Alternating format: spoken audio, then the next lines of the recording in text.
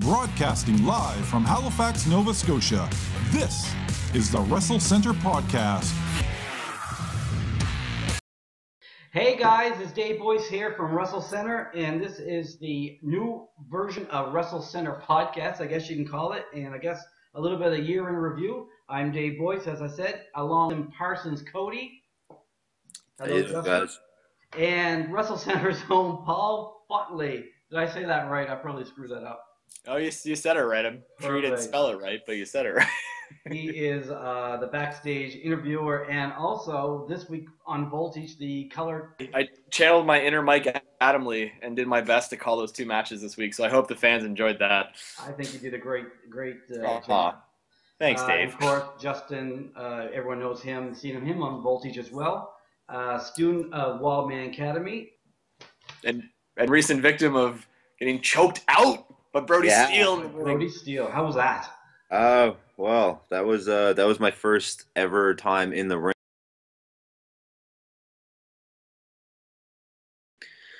Well, we all know how it ended. What was going through your head? Like he was begging you to shake his hand, and you had no real choice because you don't shake his hand, you get presumably choked out, and then you shake his hand, and you end up getting choked out anyways. Well, I'll be honest. Once I got in the ring, I helped Steve backstage, got in the ring, and, I looked to my left. Brett's gone down outside the ring. Okay, well, this ain't going to turn out well. Look to my right. Face washed. Punched. He's dropped. Okay, well, what's coming next? Either he's just going to say hi or something bad's going to happen. And, of course, it's Brody Steele. He's knowing to be a very straightforward man. When he put it in his hand, shake. Oh, you can't. At that point, I should have jumped out of the ring. But no, of course, as the rookie wisdom comes to me, it's like, yeah, I'm gonna shake your hand. I want to show respect to you. You think that I didn't show respect before? Understandably, I'm running around up backstage. Things happen. I didn't mean to disrespect the man, but it came across that way. I really respect him a great deal. I've watched everything that he's ever done. And as soon as I stuck out the hand, I heard a girl in the crowd say, "He's got glasses, don't hurt him." Which he took and threw out of the ring, I believe. He took them off for you. He was nice enough to take off the glasses, so maybe there's a soft side to him. I highly doubt it. And just for the record, I'm keeping swear count, and Justin, you're 1-0 now. Nice. He's going to put the Wrestlecentre sign in front of my face. Once again. No censorship here. Every time you swear, you have to buy one of Dylan Sharp's T-shirts. All right. Well, I guess I'm buying one. Perfect. Just before we talk about the card, a couple news things. This week's Voltage is up online on Bell Community One. JP Sims versus Titus for the #1 contendership. Awesome match, by the way. Very good. And Shane Stevens versus Greaser James Carr. Not too bad. Pretty good spot there. It was an excellent match as well. And next week is the big AJ Styles versus Christopher Daniels match on Voltage. Actually, 2 weeks' time, because now it's airing every 2 weeks on Bell. Other news on our Facebook page today, the T-shirts are on sale this Friday night. XXL has a T-shirt, and Greaser James Carr. Did you guys get a chance to take a peek at those? Go ahead. Paul, go first. I did, and I don't even want to comment on the T-shirts. There's a guy on the Facebook page, I think it was Chris, that made the comment that he would want to see, or something along those lines, he would want to see XXL release a line of underoos in the style of his trunks, and I think that if XXL is watching, or somebody who knows him, they should tell him to hire this guy to market all of his products, because that is a license to print money. And print money. Forget the T-shirts. XXL underwear is what the kids want for Christmas. But you'll have like the whole front row of heel section in their underwear at the next show. It's okay. Star Wang. Just Star Wang chants all night long. The other big news coming out, Bobby Roode did an interview with Live 105's Brad. That's up on the Facebook page as well, and he talked a little bit about the past and this Friday night. Did you guys listen to that at all? I've been so busy with work that I need to, like, tonight was going to be my night to catch up on a lot of things, but of course this comes first. I never heard it, but I can just imagine. It was great. I listened Yeah. to it all, and Brad did an excellent job. Hell of a lot better job than I did with Lance Storm. Let me say that. Well, you're a little restricted, you know, Well, little time constraint, and then of course you never let the real yeah. wrestling fan interview him. But of course, I had to run and get something, and you interview him, and I come back, and of course I'm shafted. Are you saying that a man who's wearing a Markus Burke vegan T-shirt is not a real wrestling fan? I might be. That's I might be a little fan. I didn't even notice that. I didn't. I designed this shirt. I got it for free, so. because you're a mark, Justin, and you can't recognize real talent. It's a funny thing about this shirt because he gave me it for free for designing it, and then I look out and my wife bought one for $20 sitting in the front row. So, and I actually have 2 Markus Burke T-shirts. Well, 2's better than 1. Yeah, she said she wants to buy a James CARR shirt this week. So. Yeah. That on the back of that shirt is perfect. That switchblade, the greasy. Yes. Yeah. Speaking of James CARR, he got a shout out on Twitter from the Halifax Rainmen basketball team during their game on Sunday against the St. John Millrats, which I think is really weird that somebody in that organization is a Greaser James CARR fan. So Please explain how that went down. I guess there was some foul trouble between both teams early on, and the tweet went out something like this game's turning into a dirtier contest than a Greaser James CARR match or something like that. So somebody up there must really like either James CARR or Wrestlecentre. And who knows, maybe we could see James CARR on the hardwood one day in some sort of weird crossover type thing, or one of the big mother 3-pointers for days. Yeah. I just want to give credit quick while we're talking about James CARR. His Halloween hijinks video with Tommy STARR was brilliant. That was very well done. I'm looking forward to seeing a Christmas one. I'm no hoping. pressure for them, but that would be cool to see. That's awesome. Well, we have a show this Friday, November 21st at Exhibition Park. You want to run down the card? Let's do this. You guys ready? We can run down the card pretty quick. All right. First match, Lincoln Steen versus Rick. Not first match in order as they're appearing, but on my list written here. Lincoln Steen versus Rick Doyle, MMA star. Well, I just finished watching both seasons of Wrestling Reality and then Cardinal Sinners. So seeing the behind the scenes of how everybody acts, everything like that, seeing Rick Doyle and seeing his personal life, and then him transition into the wrestling, and there's points where he absolutely loves it, and then there's points where he just does not want any part of it because he wants to be with his family. Right. We've all been there. We all have our own jobs that take us away from our family at times.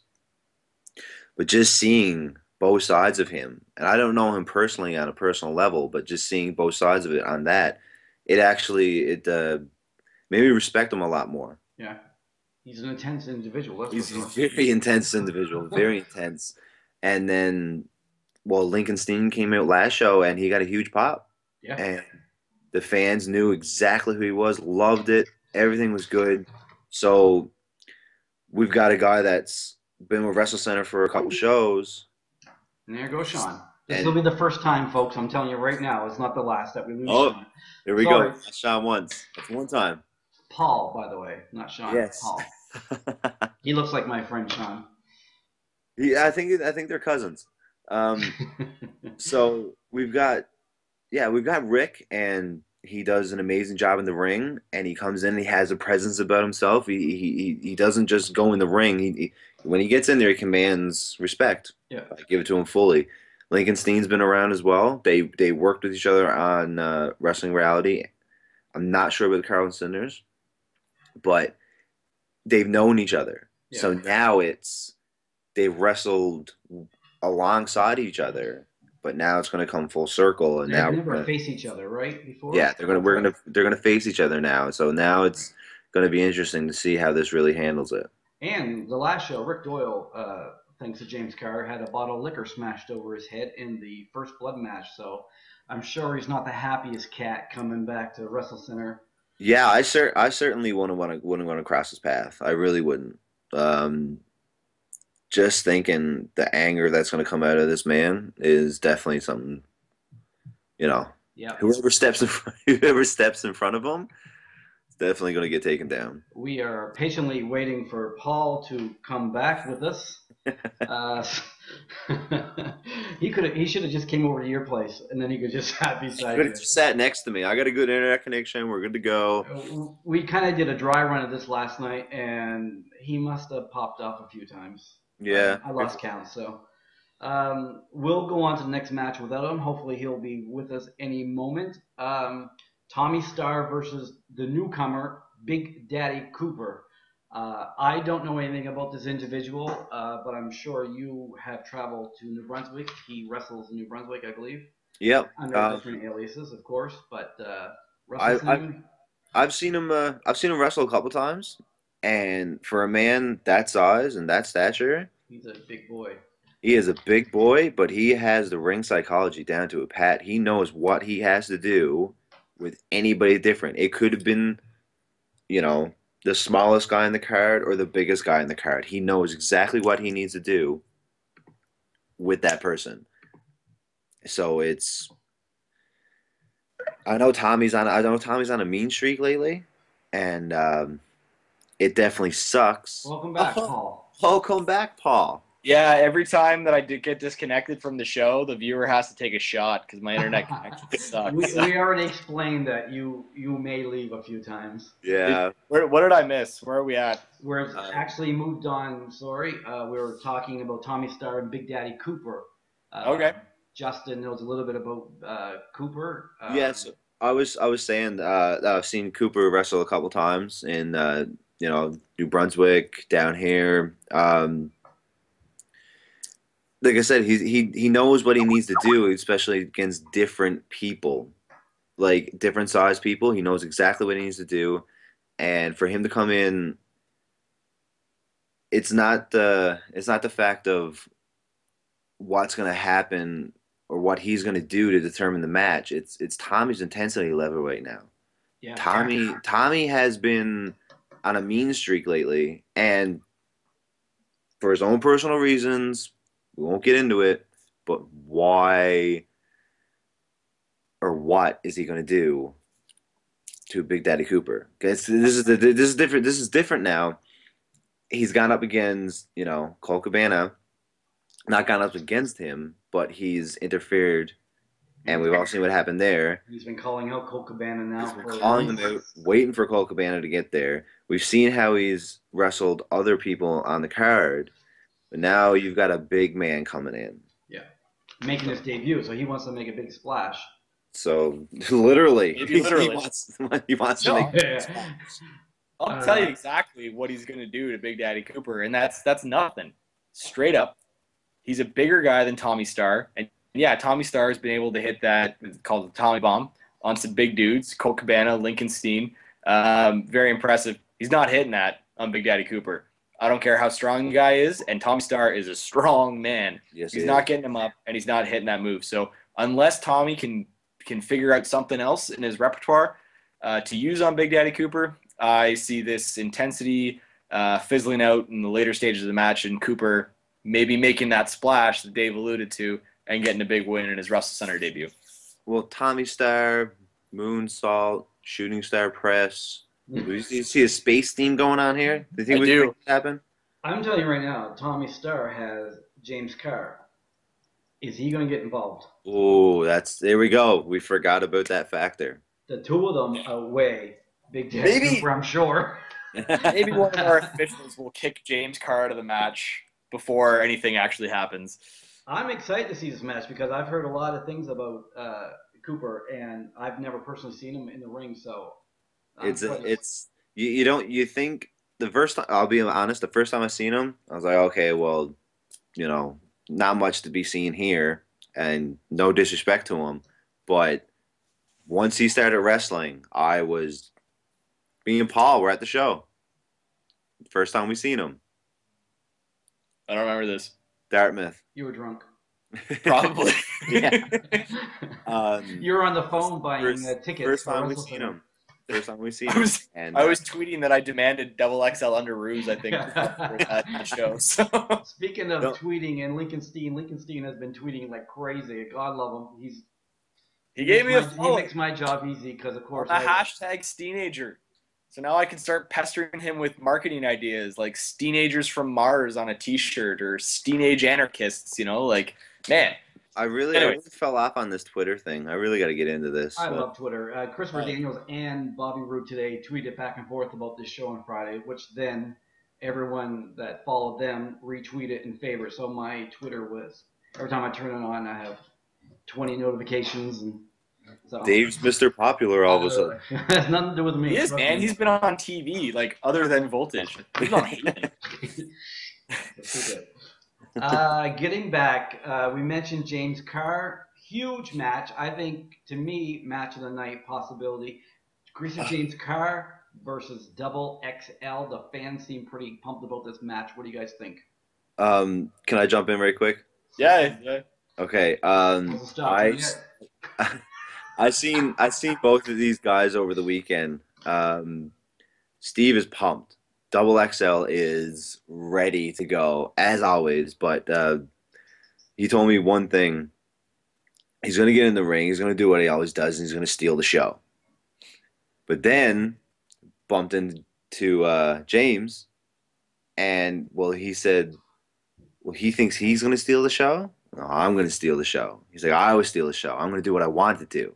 And then he busted out the switchblade, and of course I fell for it again. I thought it was a switchblade, but pulled it out, and he started combing his beard. So two of these guys know what to expect. They've seen each other wrestle way too many times. So for both of them to come in, it's going to be, I expect it's going to be a feeling out process for a little bit because they know each other so well. They've seen each other wrestle many times. They know what's happening. So now it's, we got the good guy, we got the bad guy. Yeah. But both of these guys know how to steal a show.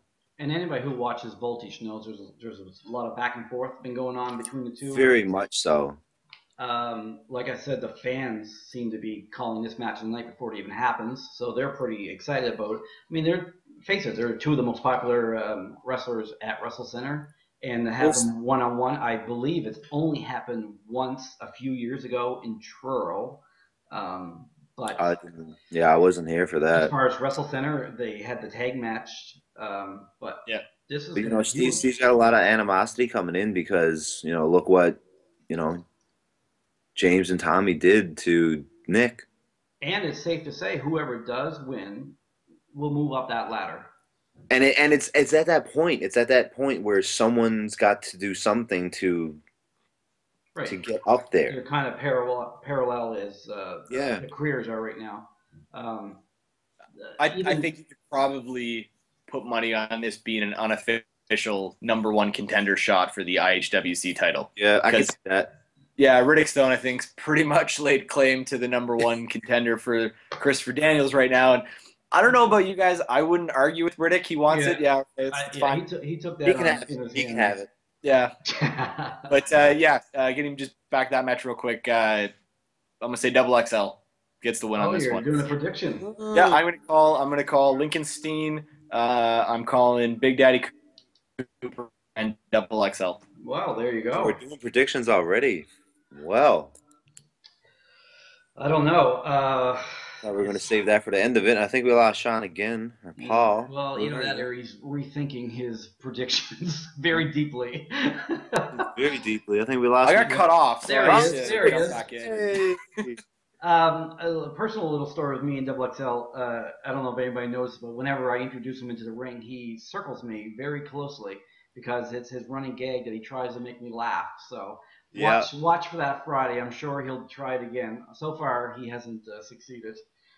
But James CARR versus Double XL, huge match, and Paul is frozen again. Yep. No, so that's twice now. So we will talk a little bit about the big news that came out just 2 days ago. Gary Williams is going to make a return in the ring to address the fans. He retired last May, and we haven't seen much of him other than on Voltage backstage. Of course, he hangs around still and has you guys, the students, and he's been having some issues with Brody Steele. But Friday night, Gary Williams, the Wild Man, maritime legend, is going to return, walk out to that ring, and address the fans. What do you guys think of that? Am I back?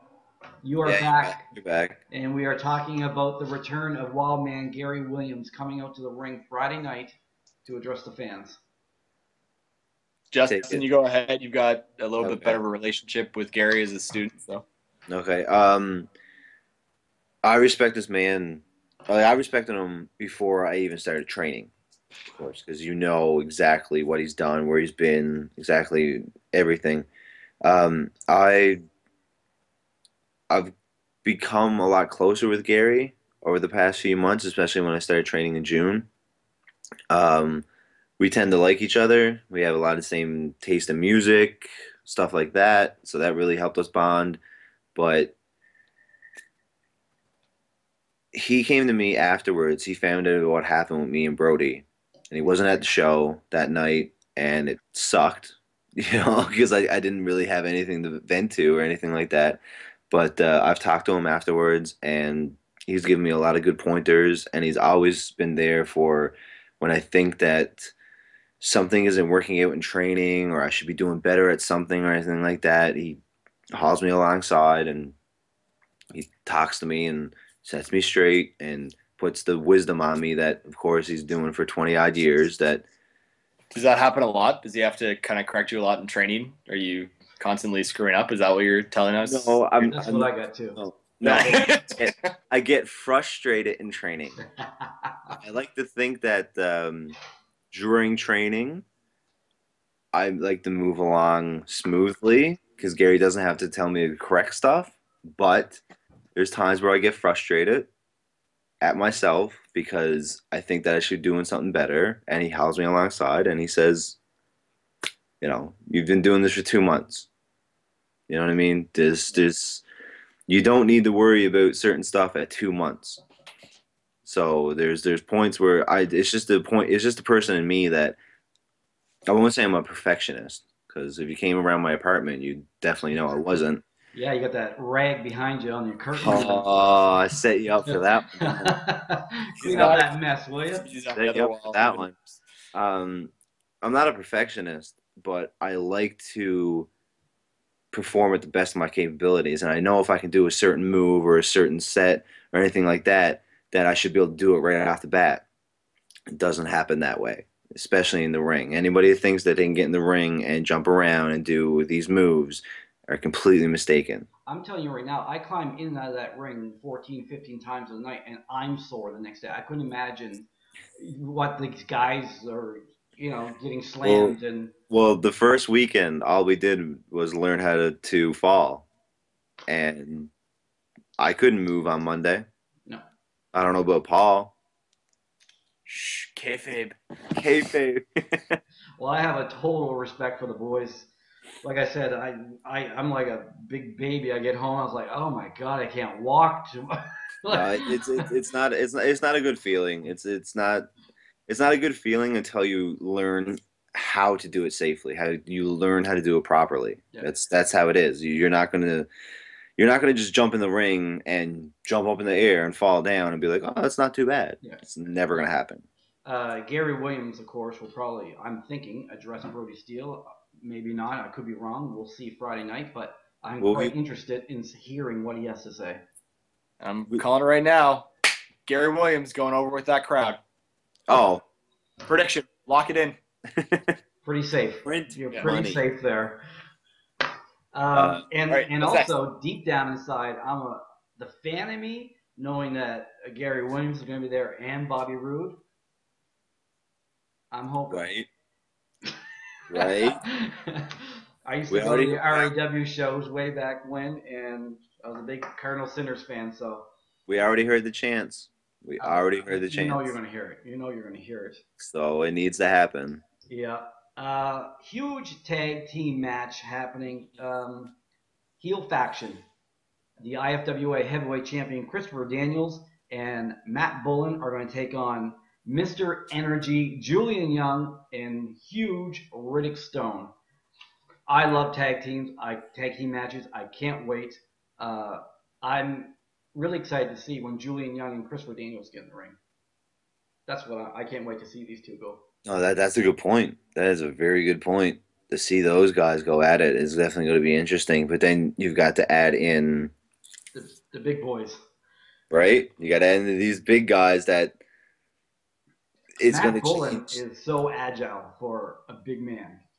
That guy, Matt Bullen, has gotten so good since this whole heel faction thing's been happening. Yeah. He's gotten so much more aggressive, so much smarter in the ring, I think.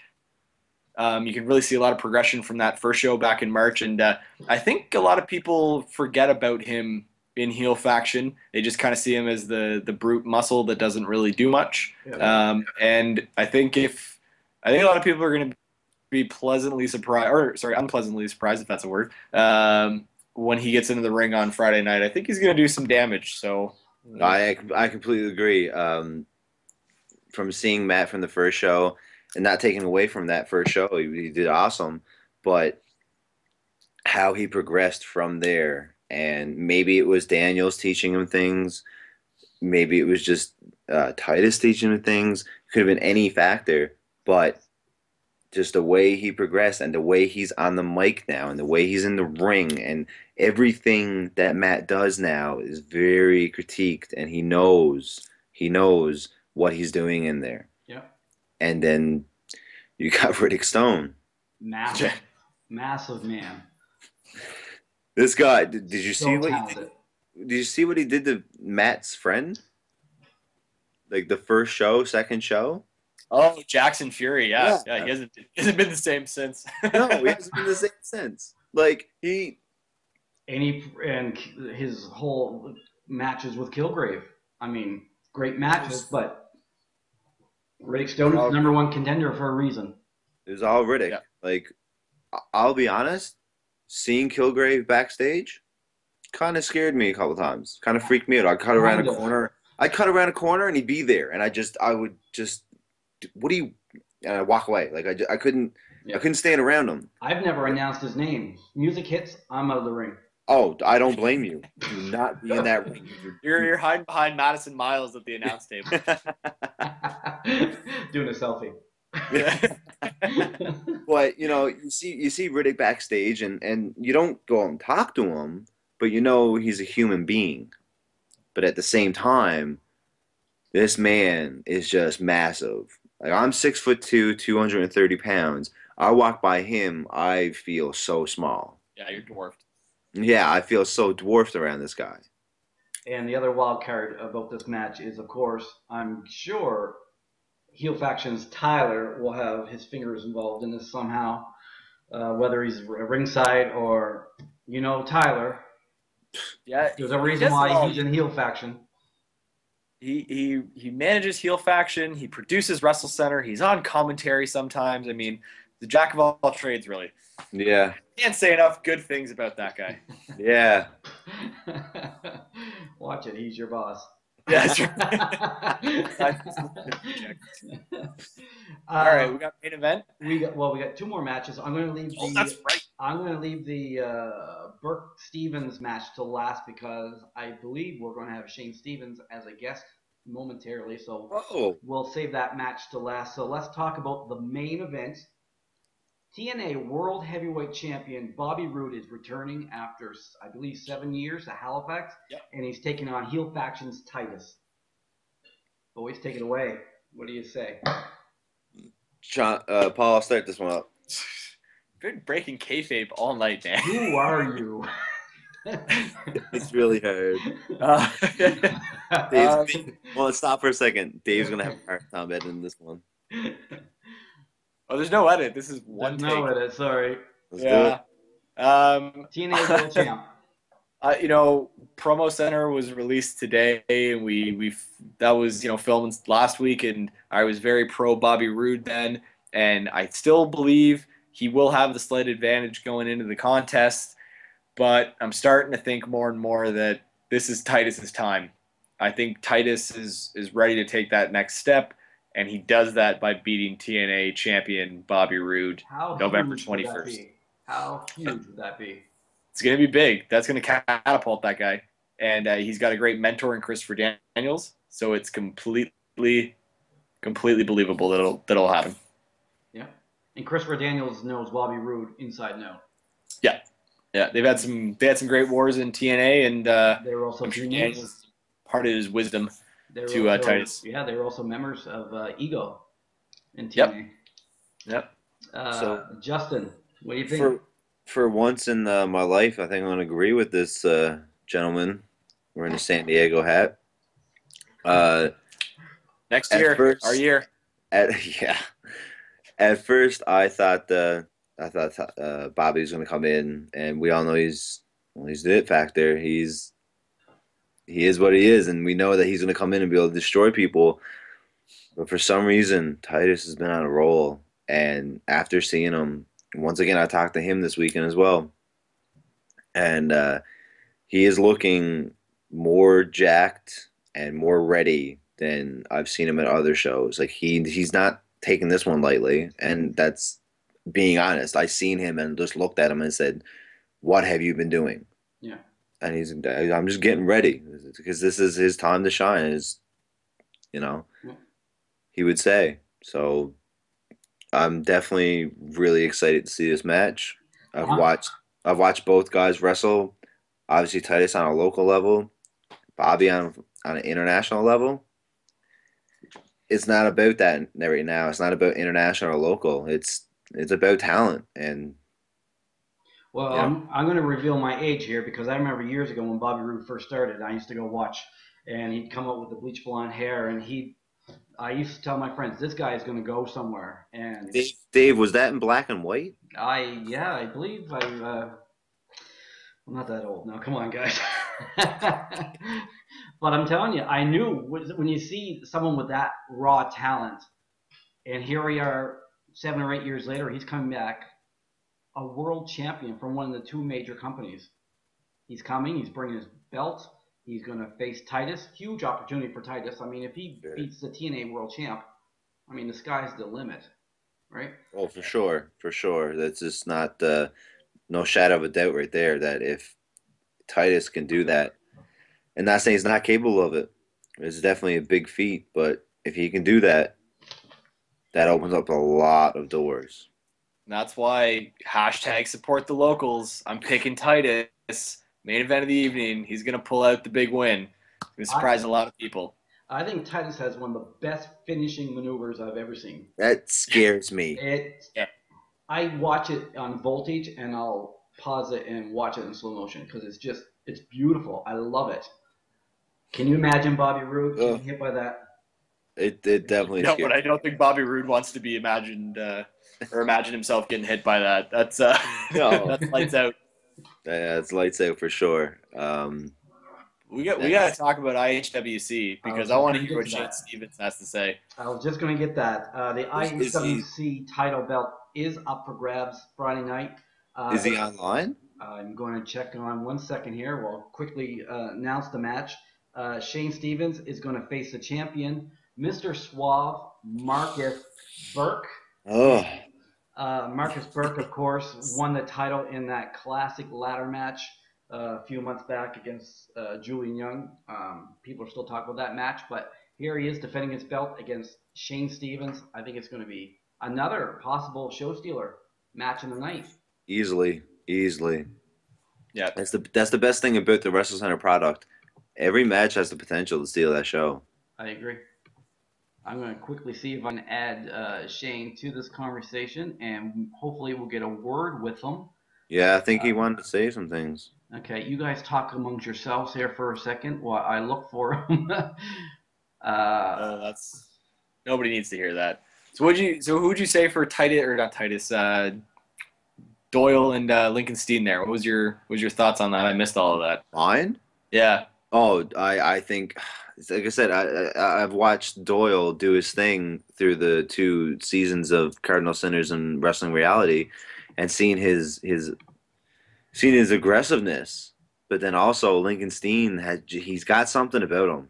I don't know what it is. Like I'll never be able to explain it. But as soon as he comes through the curtain, the crowd loves him.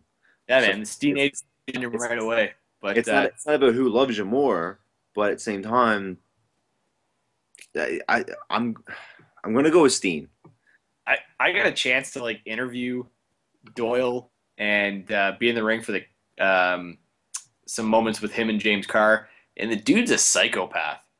So I don't envy Steen. Who does music and watches it? Like he's definitely got an edge to him. That's definitely very unique. I hope we get a little Nick Diggs action on this card. Anything about Diggs, but I'm a fan. Me too. I'm a huge Nick Diggs fan. Yeah. Shane is not online at the moment. Justin, can you do something about that? Russo-esque swerve by Diggs. I do want to hear from him. 4 people that watch this and my mother would be so disappointed. We are... And all of the newfies. And all the... Get it. Wrestlecentre is huge in Newfoundland. You know it.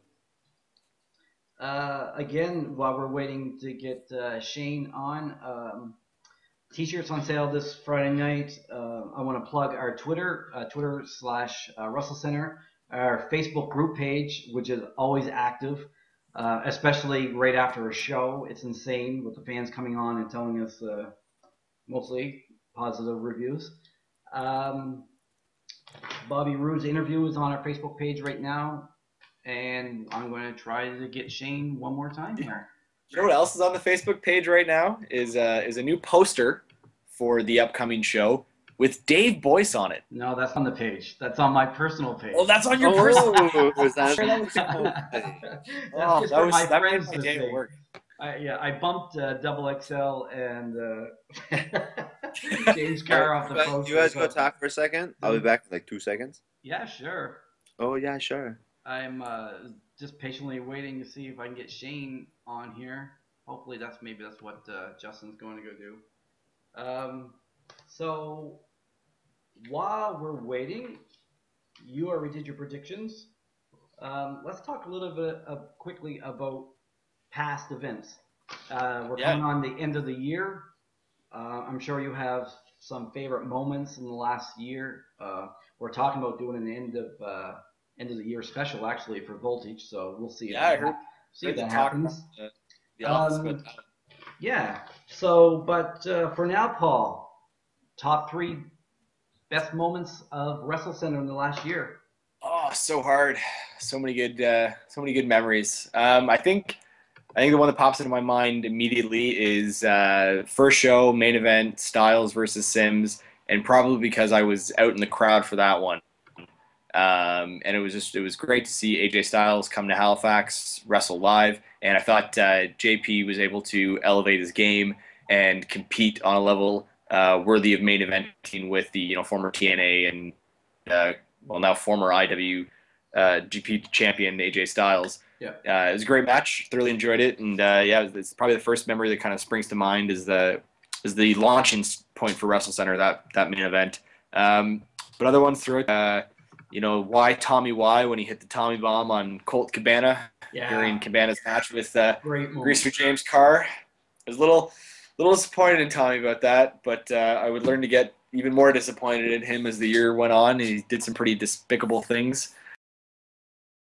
And also the moment when Colt Cabana emptied James CARR's pockets. Yes, on that was live TV and exposed a few dark secrets of James CARR. That was quite humorous, and I think anybody in the crowd that wasn't familiar with Colt Cabana before immediately became a fan after that. Let's see, third favorite moment of the year. That's a difficult one.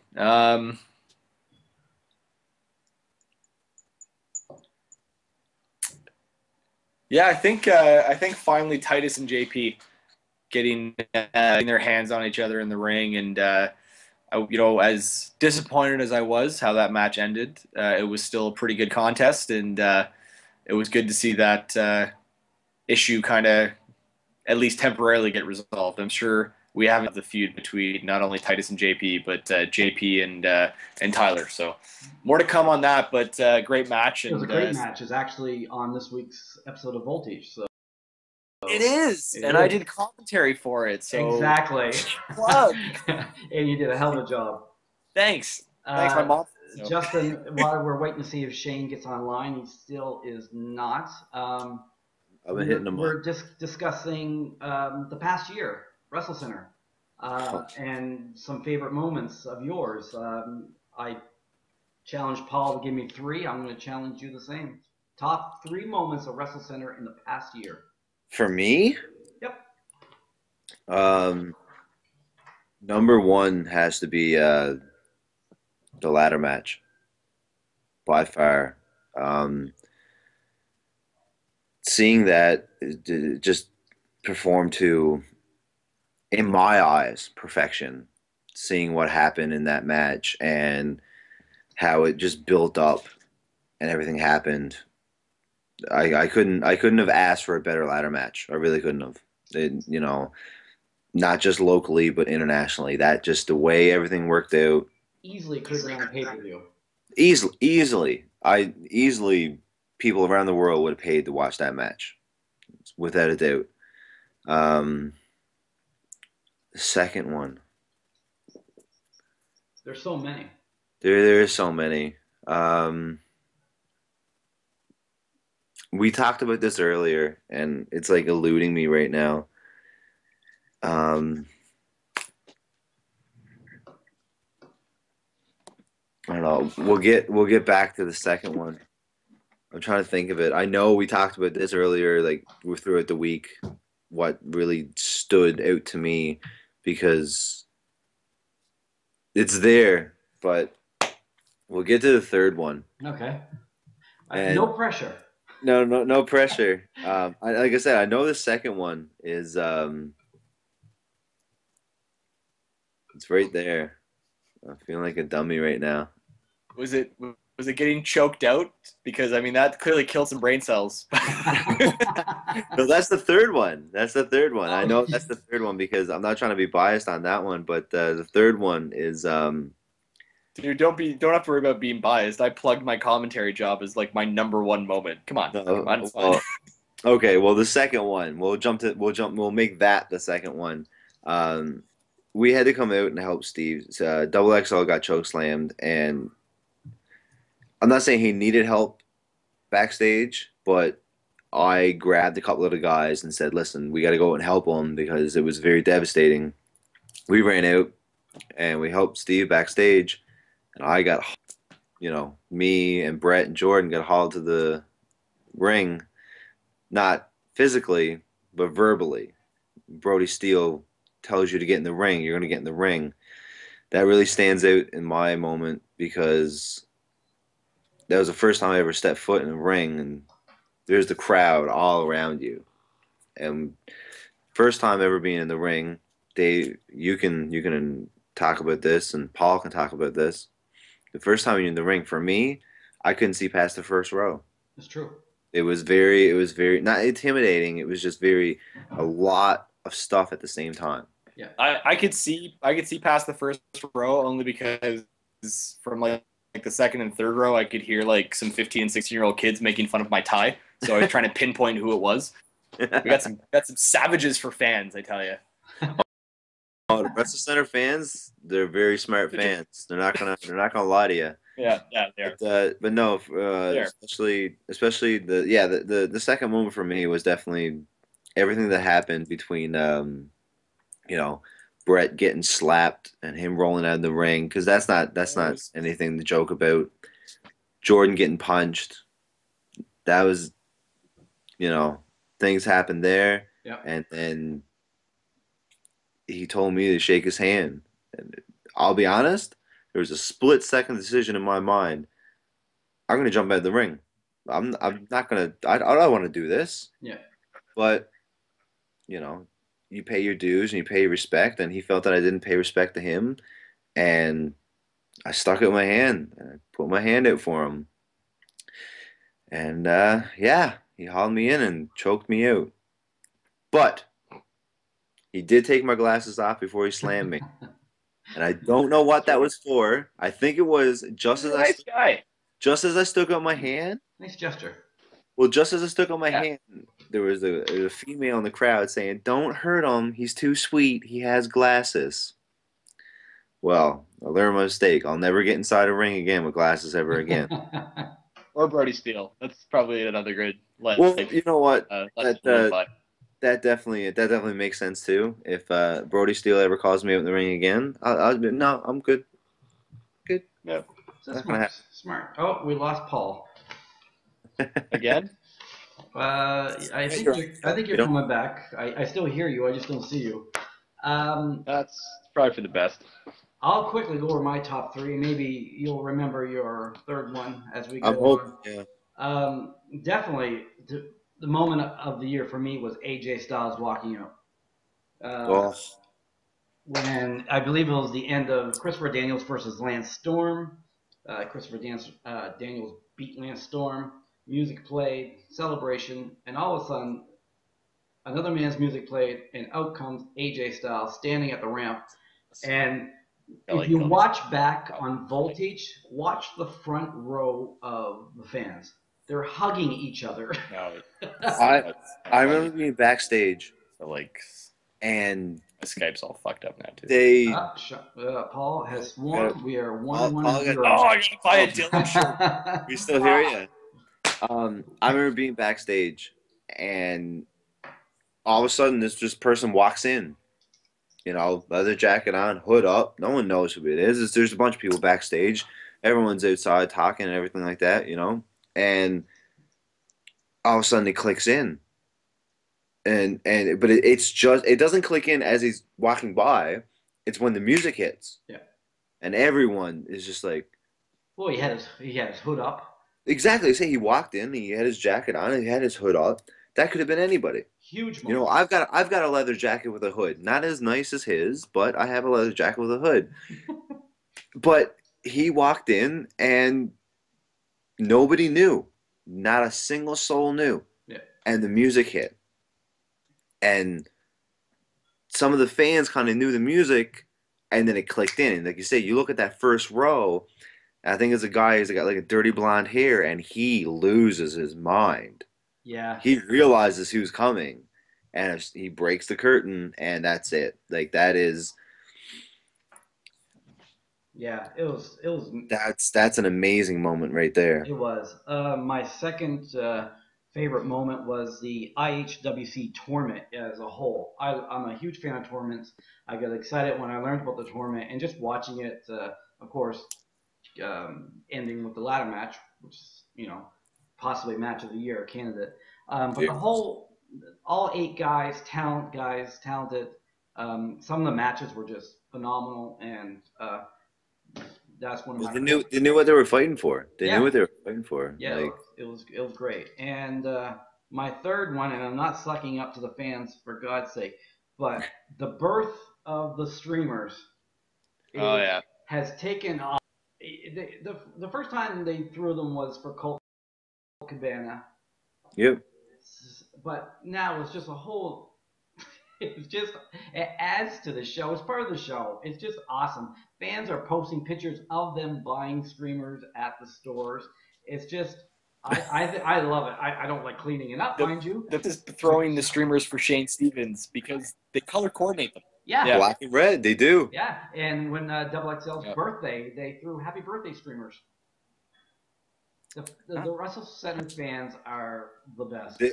Double XL came back after that match, the one where they threw the happy birthday streamers. He came back through the curtain after that match, and I was out back. I was working something out. I had to do something for the owners, for the board of directors.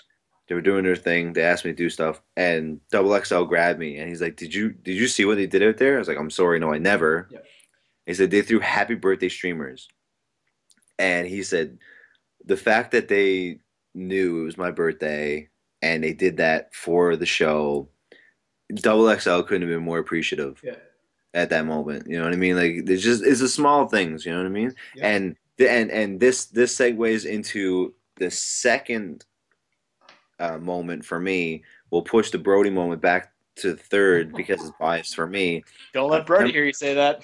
Well, no. It's just the moment for me will be pushed back because I don't want to push myself to be more biased like another guy named Paul Fotley, which pushes himself up the card. I'm just going to quickly interject here that, Paul, we can hear you, but we can't see you. So yeah, I'm just letting you know. It's okay. It just looks like you're putting the fist up. It's okay. Pants are off then. Sweet. Go ahead. The top, out of the top three, the second top is definitely double XL Markus Burke. I've never seen two people go in, and of course the crowd is heated about both of them.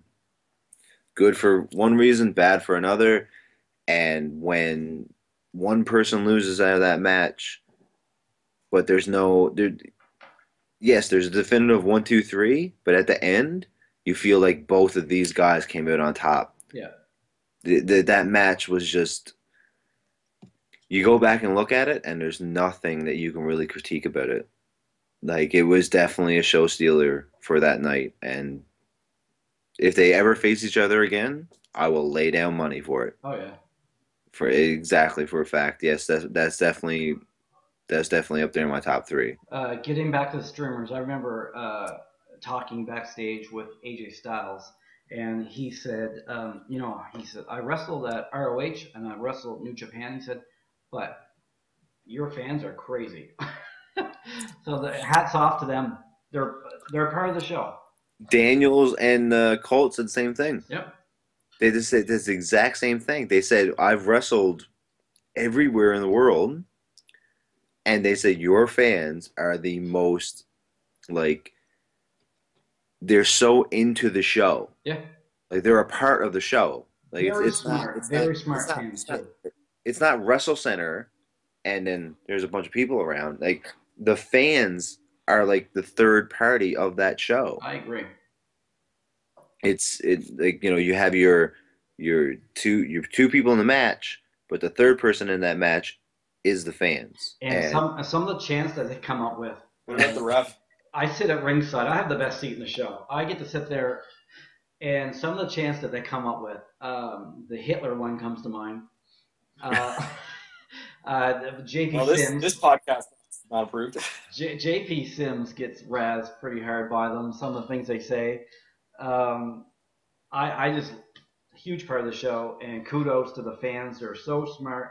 The other thing that AJ Styles said was when he first came out and they started chanting Bullet Club, he was so surprised that they're so well knowledged, and that was another thing he mentioned to me. So kudos to you fans. You're why we do what we do. Exactly, and the fans can take credit for this one too. You can see at the end of the segment where AJ walks out and he challenges Daniels, and as he's about to walk away, he puts up the guns and he shoots.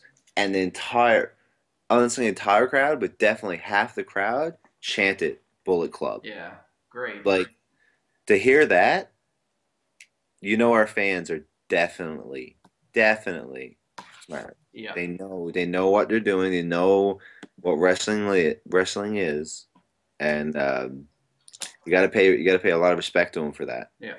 Paul, I don't know if you're ever going to rejoin us, but we are probably running out of time. We're wanting Shane Stevens to join us, but he is not online, so we apologize. Probably another internet connection problem. Yeah, maybe he's at Paul's house. With that, the show is this Friday night, November 21st, Exhibition Park. Bell time is 7 p.m. The lucky folks that bought the VIP, which sold out in one day, get to get in a little early, get the front row seats, meet the superstars of Wrestlecentre, meet Bobby Roode, of course, Christopher Daniels.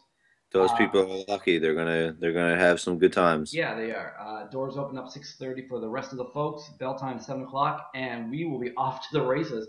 Huge event. I can't wait to be there and see it live. And to my colleagues, Paul, who we can't see, any final thoughts or comments, sir? Yeah, Markus Burke wins that IHWC championship match or title match, whatever you want to call it, because Shane Stevens didn't call in. That's the only reason. And to the fans, make sure you grab a chair, and we'll see you there. Beautiful. Oh, that's dirty. All right. Justin, last thoughts. The last thoughts. This show is, well, it's the end of the year. We're going to make it big. We're going to make it amazing. But if you want to come see a real professional, come to the music table because I'm doing the music for the show. We'll see you there. Perfect. And I, of course, will be in the ring for 3 hours cleaning up the fans' mess. In fact, the last show, I believe I was picking up hamburgers and pickles off the ring. So my job is always fun. I bought those for you. Yes. Was it the last show? Was it Michael Algen at the last show? It was the Michael Algen show, I'm pretty sure. He jammed the cheeseburger in Mr. Suave's mouth, which was another moment of the year. Anyway, there you go. That one tops it. That one tops it right there. For my colleagues, I'm Dave Boyce from Wrestlecentre, and we'll see you guys Friday night. Can't wait.